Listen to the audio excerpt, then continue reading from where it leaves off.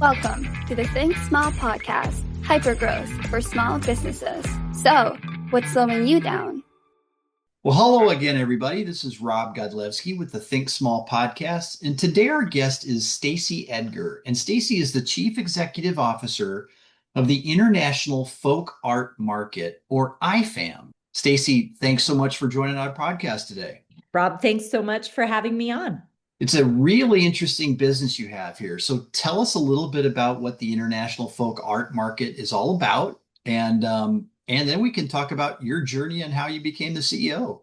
Absolutely. So the folk art market has been going for now since 2004. This is our 22nd market. And what we do is bring in international folk artists, folk masters, cooperatives from around the world, really to create an economic opportunity for them here in Santa Fe, but also to really create a robust cultural exchange for our visitors. So it's a really special event everybody looks forward to all year long. And when you say you bring in artists, you physically bring in artists to an in-person event there in Santa Fe, New Mexico, correct? We do. This year, we're bringing 148 artists from 53 countries. So it is no small feat to arrange everyone's travel and accommodations. And we are the importer of record, the consignor of all their goods. So we do all of the importing.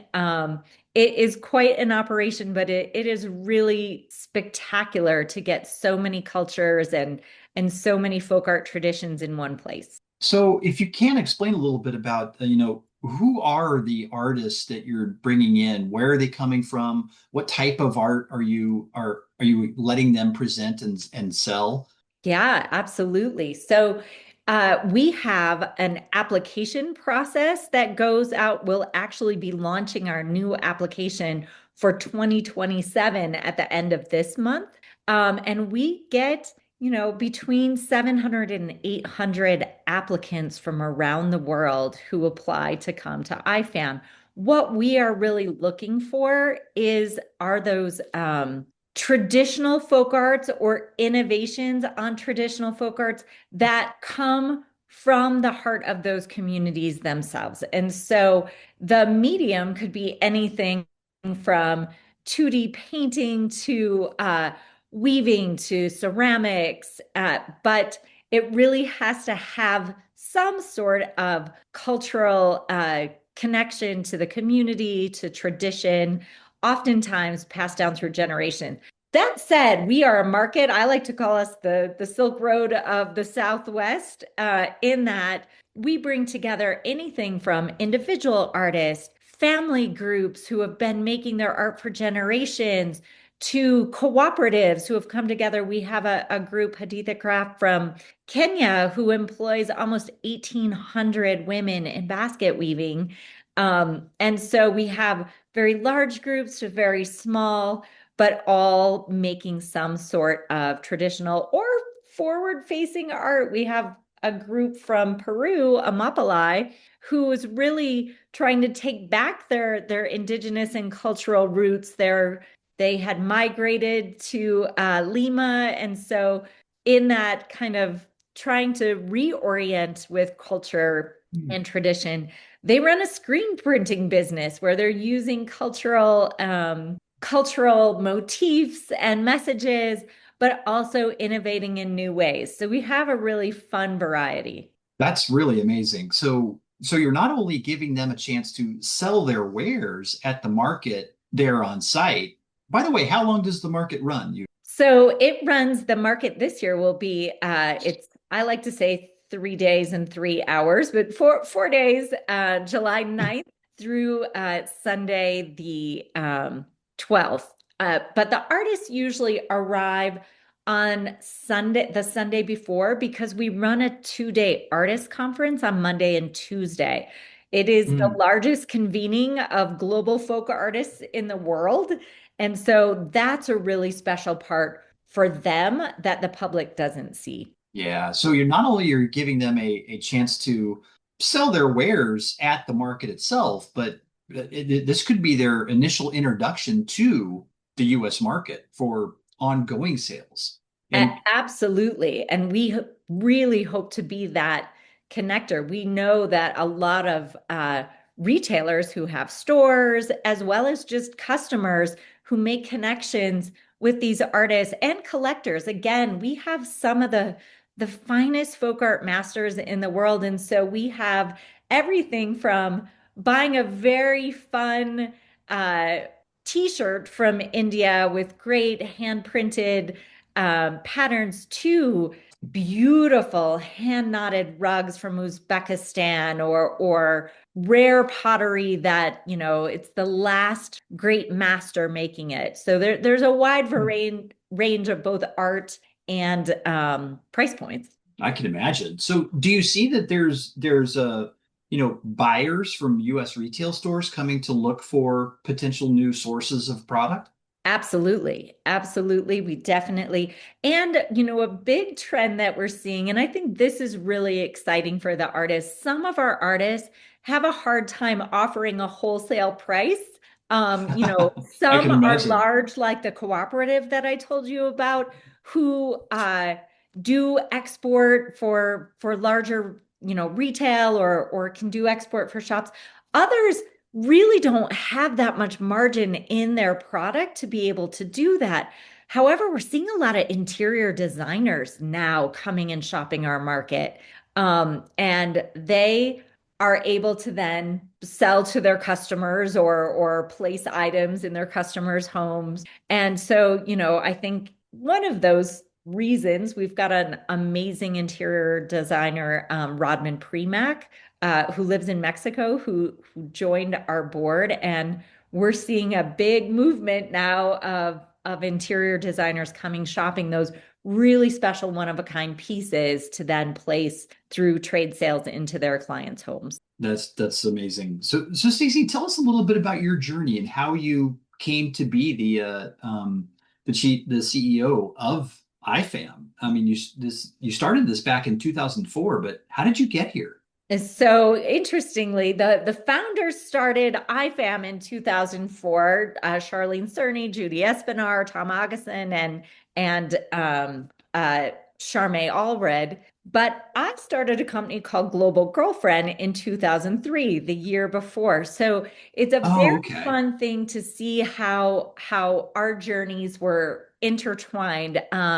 I was a social worker. I was working with women and children. I worked in child welfare. I worked in schools. And my mother-in-law, my father-in-law had been a politician in Illinois, so kind of close to you. Um, Hmm. a two-time governor, and when they left office, they were both asked to be on two different boards of the UN World Food Program. So my mother-in-law traveled to see some projects with the food program, and one of the places she went was Ethiopia. And she met these women who were making these beautiful things, but their only market was at that time to tourists or people who were working in the aid industry. And she, of course, brought back fabulous souvenirs for my sister-in-law and I. And all I could think is, oh my gosh, I know women who would love these products and love to support these women. As a social worker, I had also worked with a few projects in the US. This could be too much information, but it was around the time that the Clinton administration put into place TANF, which was anyone who was receiving welfare had a work requirement.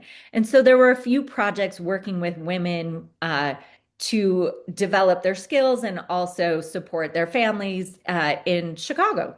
And so I'm like, gosh, Okay. we could get some products from these women and from those that I've worked with and do a home party and awareness raising. So I did that. I worked with about 7 groups, some here in the US and some abroad that my mother-in-law had met.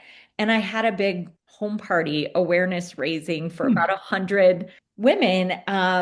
And I had convinced my husband to spend our $2,000 tax refund on this project. And everything sold that first night. And people said, okay, now when can you sell this to this shop? And when can you come to this event? And so it launched a business that grew from that $2,000 investment into annually selling about $2 to $3 million in fair trade, women made artisan product and partnering with businesses like Whole Foods and Target and West Elm. All along the way, several of my artist partners that I partnered with applied to IFAM. So I was in Colorado. I would come down and help them with their booth. When my book about my brand launched in 2011, IFAM invited me down as a speaker. I would come down also to do artist training for the artist conference. So I've been really connected for a long time. I sold my brand merged with a larger company, and my team and I ended up exiting, which is a different story altogether. But I went and taught at the University of Colorado in the Leeds School of Business in sustainability and social responsibility. And I did that for 5 years until Interesting. one of the founders said, please, please, our position is open at IFAM and we really want you to come. And so I did. And That's great. And again, what year was that? so that was the end of 2023. So I have only been here. I'm going on my third market. However, Oh, okay. I've been involved since 2008. So since about 4 years after IFAM launched as a Got it. Got it. Well, with a 22-year approximately run for IFAM as a business, I'm sure the organization has seen, peaks and valleys, just like any business does. yeah. Um, and and tell us a little bit about, how the business navigated itself through a period of down times and kind of, the leaner years. I'm sure that it's experienced some, hopefully not under your realm, but tell us a No, little bit about the that past journey. 2 years we've had a record-breaking markets. We did $3.64 million in sales in those 3 days and 3 hours in 2024 and 3.88 last year. And when I said we did that in sales, it's really the artists who did Sure. that in sales, which is amazing. But as many businesses that I'm sure you talk to, I can say, knowing the history, there have, of course, been challenges or new ideas or different things over time, but COVID was very, very scary when you are a one event a year and bringing all of your people from around the world. In 2020, they obviously did not have an in-person market as none of us were leaving our homes to go out into big crowds, but they were able to really rally support and have an online auction and get some of that artist product sold and also raise money for the organization and for some of the crisis needs of the artists around the world that IFAM works with and partners with. So the 2020 year was ended up being okay for all the artists. Obviously, there were a lot of cost saved. We put on an in-person event where we create a tent city in an open city park. So there are a lot of costs involved with that. However, in 2021, I think it was a very scary year. They spread the market out over a 2 week period. Usually it's 4 days, and they spread it out to have time to entry and have enough space for people to come. And enough artists traveled, but we had a whole doctor and nurse core team because people did get sick. COVID was still very Sure was. active.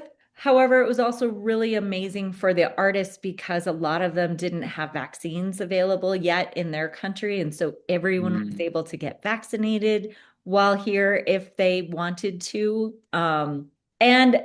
I think that building back up, also attendance dropped. Of course. Our numbers dropped in 21 and it's taken a while. We finally got back up to pre-pandemic numbers for our visitors. We got back up over 20,000 last year. So it was very, very exciting. So absolutely expect that that a in-person market would really take a hit in during the global pandemic. Yes. But it sounds like you got really creative with how to keep the artists involved, how to keep your buyers involved, and that probably took a heavy lift because you usually don't do that much effort when you have a in-person market, correct? Well, I mean, I That would much effort say it's a lot of on the other effort to side of put it things, I on, but mean. as far as yes, that kind of that coordination online was new, and it was a shift for everyone, as you remember. But if you think about, we're also working in lots of different places around the world, so maybe it wasn't as hard of a lift for our artists in Spain or Sardinia, but as far as getting your products online and getting good photos and all that information, if you were somewhere more rural and less accessible or had less internet access at the time, it was a heavy lift for everyone involved. And so I think it was really amazing to see too how much the community came together to support those artists. That's fantastic. So let's switch gears a little bit, Stacey, to the times when you are seeing rapid expansion and rapid growth, and that's now, and that's exciting, Yeah. right? Since coming on board in 2023, you've had two of the two record years back to back. Tell us how you're able to navigate that business, through those through the growth years, because we all know sometimes growth offers a whole different set of challenges that you may not be expecting as compared to a time of contraction. So walk us through that if you will. Absolutely. I think as a nonprofit corporation, we are always trying to balance our contributed and earned revenue. We're a social enterprise, so we have both donors as well as earned revenue. So our earned revenue comes from our visitors and ticket sales. So it's been really exciting to get those ticket sales back up into those pre-pandemic numbers. But we still have a lot of costs associated again with kind of building that tent city. And so continuing to try and grow that. Some of the ways we've also worked on growing this year, which is a challenge in restructuring a little bit.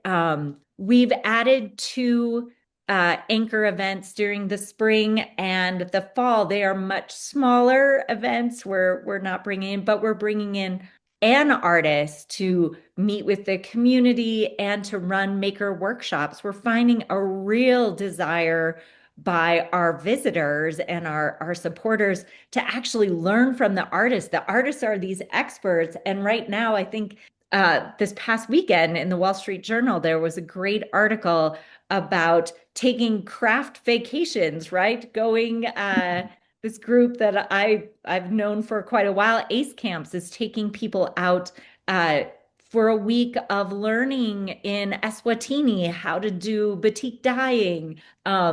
And so we've been doing that here at IFAM Center, but we're also adding an online platform for the artists and for global artists. Like I shared with you, 800 people apply.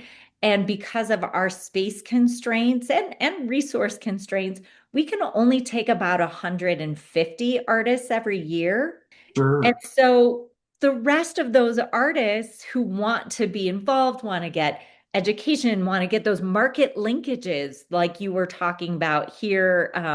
The nice thing about being a nonprofit is we don't have to be in competition with any of those retailers, right? We want the artists as part of our mission to connect to larger markets. And so we're starting an online platform as well where buyers as well as, we'll have a membership for the public where artists can really teach some of their things online. We'll also have courses for global artists. So we're IFAM hasn't really been that digital. We do a lot of things digitally, but we're such an in-person connection. And so that's one place we're expanding, which can be scary. As you know, anytime you take on a new business channel, right? So we're afforded the opportunity because of our growth to try new things, which is what you need to bet on when you have some resources to do that. But Of how course. to kind of bet on what is going to be best for the organization in the future is definitely a risk and something that I feel a lot of responsibility about. Well, having a digital marketplace though now just makes all the sense in the world for creating, what Amazon called the endless aisle, right? And Of ours is a little funny though because it's not an online like sales portal because I will tell you the challenges with shipping internationally. It's an okay, for online sure. community and connection portal.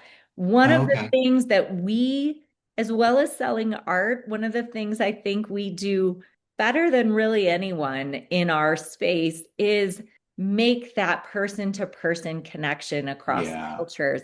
And so we're really building a community where people can learn from each other, take a virtual studio tour. Oh, So okay. it's a little different, and that's risky, right? Right, right. So I stand corrected. So not really a product marketplace where you're adding a product to a shopping cart, but more of a community connection Yeah, space. yeah, Okay. That's wonderful. But that is a logical extension of your physical market. yes, yes, And I can imagine where your artists are constrained by production volume for yeah. sure. So maybe getting involved with an online marketplace, is just not a relevant prospect yet. Although I think one of our goals is connecting with, there are great online marketplaces, there are great buyers who have online marketplaces. And so we Sure. also spend a lot of time thinking as a mission-based social enterprise, right? What can we contribute best to this space? And I think, our in-person event is still our absolute gem. Uh, for a couple reasons. A, for the opportunity, most I think last year the average booth sales were $27,000 and we had four artists who sold over $100,000 in that short 4-day market. So the benefit to them, their communities, their businesses, their nonprofits, their cooperatives is amazing. But also I think in that we know that we're also contributing in a big way to the city of Santa Fe and northern New Mexico.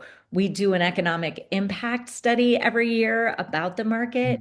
And last year alone, we created a $15 million economic impact on northern New Mexico through tourism and lodging and who's eating in different restaurants after Sure, um, sure. and so we want to keep that community focus as the heart of anything we expand into. And so yeah, we did look at like, could you be the IFAM Etsy model? But there are great examples of those, and we can connect our artists to those. We can offer something a little bit different. Right. And your charter, right? Your mission is a little bit different than selling product, obviously, as a It is. nonprofit. So It is. that makes a lot of sense. So tell us a little bit, Stacey, about what does the next 3 to 5 years look like for IFAM, right?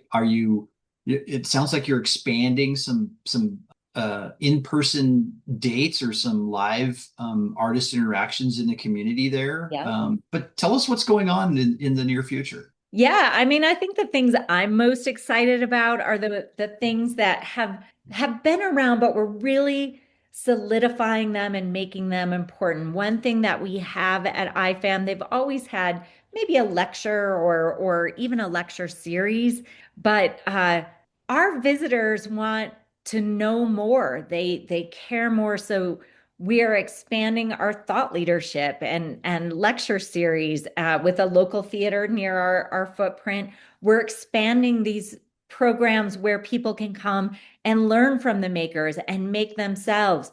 We're expanding our passport to folk art trips. So we have trips where people can go and visit IFAM artists in their country. I'm actually traveling with a group of trip goers to Peru next month. Oh my goodness. Well, that's a That's a definite, different way of connecting the buyers to your sellers and And artists. you can imagine, right, that buyers and donors who travel with us to go and spend a week or two with artists and seeing their work and seeing their homes and exploring their countries, they are the evangelists for coming to the market and meeting all of these artists in one place. I think what's really cool is we like to say, we see the world in a weekend, right? We bring the world together in Santa Fe,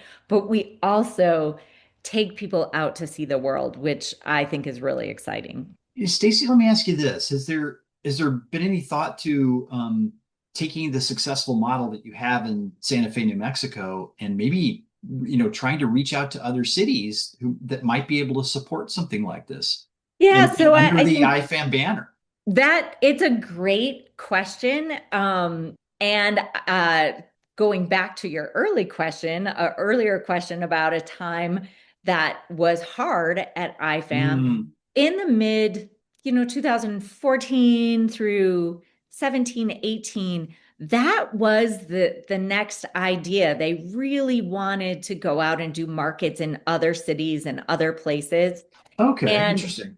um, and tried it in a few. And the logistical Mm, travel expense visa piece was challenging. We did do a market, more of a small mix between a wholesale and a retail market with small group of artists, about 35 at Dallas Market Center for 7 years. But we tried to do a few of those big events, and the missing ingredient, interestingly enough, was volunteers. We have mm, 1,500 volunteers who come and volunteer for the market and help us run. They provide about $350,000 in equivalent hours of work. And that was what was missing when they tried to do it in San Antonio and when they tried. So I still love the idea. I love the TEDx model, right? And so I don't think it's forever out, but I think we do have to figure out how to solve some of the logistics for artists sure, and sure. that missing piece of really looking at what communities have that same sort of Yeah. volunteerism spirit.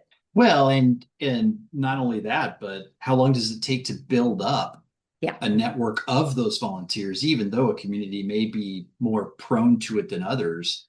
That's just that's a consideration I hadn't even thought of when I asked the question. So that's very enlightening, Stacey. I appreciate that. Yeah, it's interesting. I mean, I think, one of my favorite stories about IFAM is their very first market. So these four Mm. founders, this is a city of folk art. We obviously have had Indian Market, which is over 104 years old, I think now. Oh my goodness. Happening for many, many, many years. Santa Fe also has a huge gallery culture, so art is prominent here. And then we have the Museum of International Folk Art here. And so there has always been kind of this, it's an artsy city. But when they first decided to run the market, they got about 60 artists together, international artists, and they thought they'd have maybe like 1,000 people in town or 1,200 people would come to that first market. And so they had volunteers and volunteer cashiers, and they borrowed cash registers from this local burger place, Blake's Whataburger, to ring things up on. 12,000 people showed up the first year. They were having to take, and they were all cash market that year. So 2004, it wasn't so Wow. prevalent to tap your card. They were taking garbage cans of cash down in the basement of the museum to be safeguarded and counted. Oh my goodness. And so I also think some of that spirit of I want to be a part of this happened in that first event and First sparked market. that volunteerism. And I think that could happen in other places as well.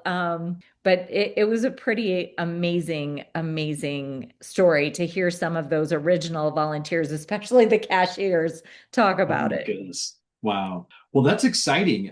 The trips to bring buyers and fans of the art right to the artists themselves on Yes. trips. That's an amazing effort to undertake. What else is on the horizon for IFAM? Yeah, I think, we also look very carefully at how much we can grow and stretch without stretching beyond our model. I think, the Right. constraint of space does give us this sort of constraint. I think one of my most important strategies is to remain deep versus wide. We put on a Hmm. very deep and meaningful event, and it's financially meaningful to the artists, and it's meaningful to the visitors and the volunteers. And so while I am looking at some of these growth models and ways we can really improve experience, we want to also improve the depth so that we keep this thing that has happened for 22 years going Sure. strong. Yeah. Yeah. You want to stay true to your mission, Yes. otherwise it's just another business. Yes. Yeah, yeah. Well, that's definitely food for thought there, Stacey. So, do you have any last words of advice for not necessarily for exclusively, folks in our audience who are working with nonprofits, but just navigating a business through those challenging times of contraction or those exciting times of, rapid revenue expansion? What are your words of advice for small business leaders? Yeah, I mean, I've only been in the nonprofit space for 3 years now. I ran a for-profit social enterprise. And I guess for me, no matter what you're making or what the reason is that you started that business, right? That North Star it's really purpose. It's really your mission. You don't have to be a nonprofit to have a mission Mm, and a reason for doing your business. And that reason I've always found will help you navigate, right? It is that North Star when things get really bumpy and cloudy and you've lost the map and you're not sure whether that's because it's going so great or whether it's because it's so stormy. Remembering why you do it, why you make those decisions and who you make them for is always important. I think it's easy to get reactionary on either end of that spectrum. And so I think always stepping back and really looking at your purpose. Again, like I said, when my team and I exited the business that we had merged with, it was really at one of those inflection points to say, will staying keep us aligned with the reason we've mm. done this for 17 years? And if the answer Which is led you to a no, decision to exit. Right. yeah, yeah. Okay. Well, very sage advice, Stacey. We appreciate that, and we definitely appreciate your time here. Thank you so much for being our guest today. Again, this is Stacey Edgar. She's the Chief Executive Officer of IFAM, or the International Folk Art Market in Santa Fe, New Mexico. Stacey, thank you so much for your time today. Thank you. Welcome to the Think Small podcast, hypergrowth for small businesses. So, what's slowing you down?